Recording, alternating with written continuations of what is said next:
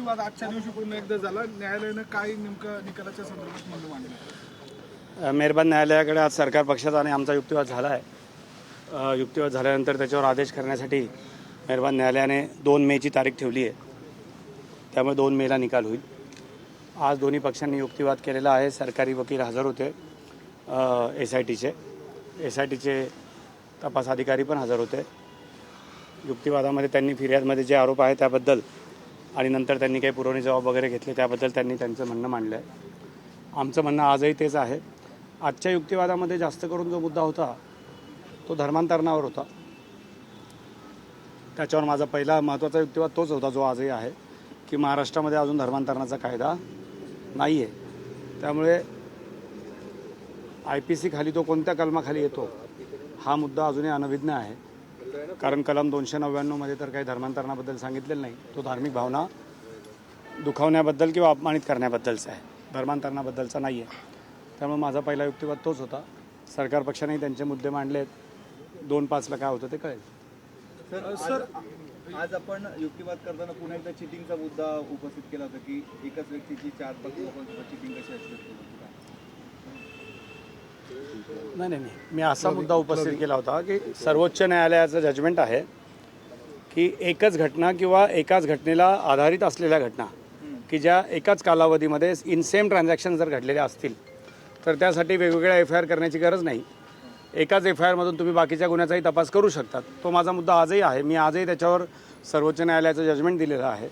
माझं असंच म्हणणं आहे की या सगळ्याच घटना 2022 ते 26च्या कालावधीतल्या आहेत. सगळ्यांचं घटनास्थळ हे TCSचं ऑफिसच आहे. मग जर असं असेल आणि आलटून पालटून सगळे तेच आरोपी आहेत, मग असं असेल तर खरोखर वेगवेगळे 9 गुन्हे दाखल करणं योग्य होईल का की एकच गुन्हा दाखल करून त्याच्यामध्ये बाकीच्यांचे जबाब घेऊन तपास करता आला असता. तो मुद्दा माझा आजही आहे. त्याच्यावर मी आजही ठाम आहे. आपण सुरुवातीला एक मुद्दा मांडला होता की सुनावणी पुन्हा लांबली जाऊ शकते, निकाल राखून ठेवला जाऊ शकतो, त्यासाठी आम्हाला प्रोटेक्शन दिलं पाहिजे.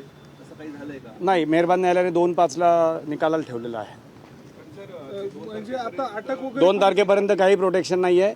SITला जर ॲप्लिकंट कुठे सापडल्या तर ते अटक करू शकतात. धर्मांतराबाबत काही सरकारी पक्षाने नवीन मुद्दे मांडले का? नवीन मुद्दे असं नाही, त्यांनी जे जबाब घेतले होते त्याप्रमाणे ते बोलले. परंतु मला असं वाटतं की भारतीय न्याय संहितेमध्ये धर्मांतरणाबद्दलचा असा स्पेसिफिक कुठलाही सेक्शन नाही आहे.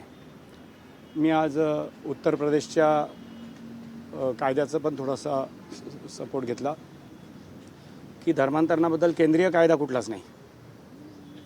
त्यामुळे राज्यांनी काही लोकल लॉज केलेले आहेत. उत्तर प्रदेशमध्ये तो अस्तित्वात आलेला आहे, अंमलात आलेला आहे. राजस्थानचं बिल पेंडिंग आहे, इतर बिलं पेंडिंग आहेत. त्यामुळे आजच्या तारखेला धर्मांतरणाबद्दल विशेष असा कायदा आपल्या राज्यात लागू नसल्यामुळे धर्मांतरणाचे जे काही आरोप केले जात आहेत ते कोणत्या कलमाखाली येतात हा माझा प्रश्न अजूनही आहे. सरकारी पक्षाने काहीतरी इंटरनॅशनल लिंक लावण्याचा प्रयत्न केला आहे. इंटरनॅशनल लिंक लावण्याचा प्रयत्न केला यावर मी नाही सांगू शकत. सरकारी वकील बोलतील त्या मुद्द्यावर. परंतु तपासादरम्यान तसलं काही मिळाल्याचं मला ते असं काही दिसलं नाही.